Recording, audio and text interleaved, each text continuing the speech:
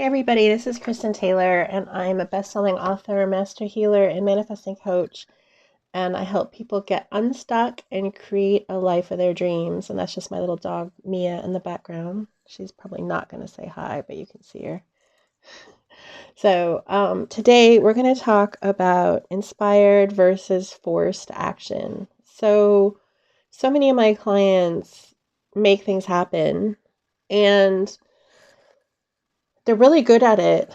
And it's admirable in one sense because action is happening in their lives, but it's the wrong action. And I'm not being judgmental. What I mean is that it's forced action. Now, how I define this is I define it as inspired action versus forced action. Forced action comes from your head. It comes from just you have an idea and you want to make it happen. And Lightworkers and wayshowers, you have an incredible amount of energy at your disposal. You have so much, and your journey here, a lot of it is learning how to direct that energy, not towards others, not towards the planet, not towards anyone else, but into yourself, and to pour your energy into yourself to use it for your own life.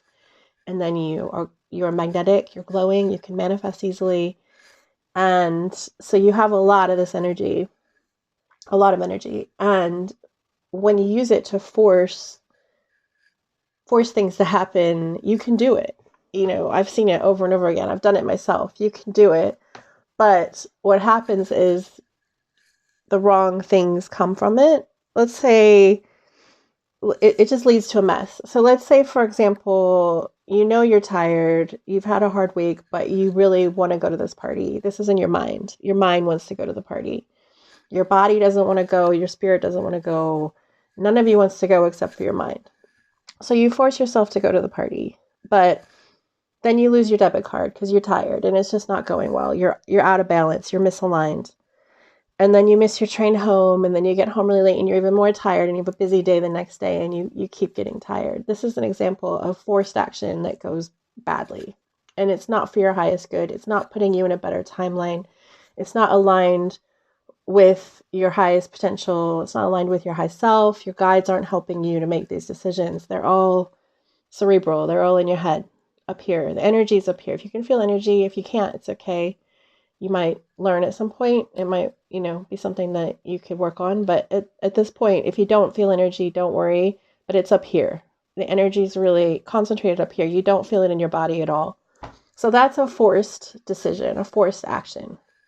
Now, the opposite is aligned action or inspired action. And I encourage you to try to learn what it is. I'm going to explain it in a minute. And to only make inspired or aligned actions. Otherwise, you just stay still and you consider your options and you meditate and you go inwards and you reflect and you see what action you could take, but you wait until it feels aligned, until you feel aligned and the action, the idea feels inspired.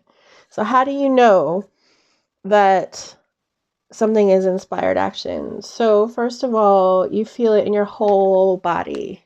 You're an energetic being. And if you're a light worker and a way shower, which you are if you're watching this, then you can sense your body's energy extra good. So you can do it pretty well. And you feel it especially in your heart, especially in your torso. You feel it strongly.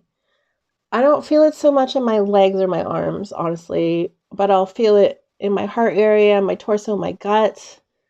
You feel it. It's just like there's a weight to the idea, weight to the decision, but it's also light at the same time. So you can kind of feel it around your head as well, but mostly it's in your torso. And this info is coming in your breath as well. It's coming from your guides. Your guides connect with you a lot through your breath. And it's coming from your angels. It's coming from your high self. And the closer you are to your angels and your guides and your high self, the better you're going to feel this, the better information you're going to get, the more your spidey senses are going to go off. But don't sell yourself short, because even if you haven't spent a lot of time working with your guides, you're still able to feel. Have you ever noticed that if you stare at somebody from, like, say you stare at the back of their neck or their back, They feel it.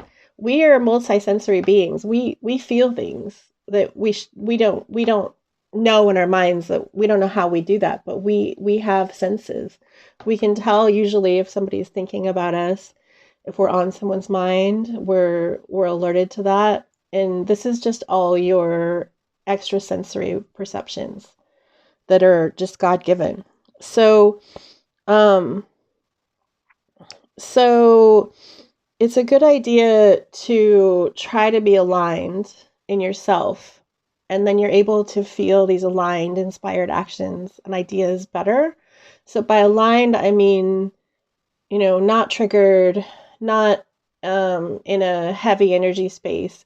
So you've done the guided meditation, or there's plenty on my YouTube and Insight Timer channels if you want some to do. You can breathe, do some deep breathing. You can ground by imagining sending tree roots to the earth, but you're in an aligned state. You're not frantic, you're not chaotic, you're calm, you're centered, you're grounded. That really helps you to make decisions from an aligned place, to get inspired ideas from an aligned place. So don't push yourself. You can give yourself time, but it's something to practice. It's something to work towards. And I know you can do it. You're probably already doing it. Most people that force decisions know when they're forcing them. So if you look back to your recent decisions, you probably have a good sense of what decisions were forced and what decisions were inspired. And it's worth making a note of that, in your journal, or wherever you want to keep track of it. Just seeing what resulted from those decisions. What was the outcome? What was what am I trying to say? I'm having what were the repercussions? That's the word. What were the repercussions from each of those decisions? So it's worth reflecting and considering. It's also worth getting closer to your guides and angels. Now, I have a free angel class. You can sign up for it on my website, and I'd be happy to walk you through, connecting to your angels more deeply.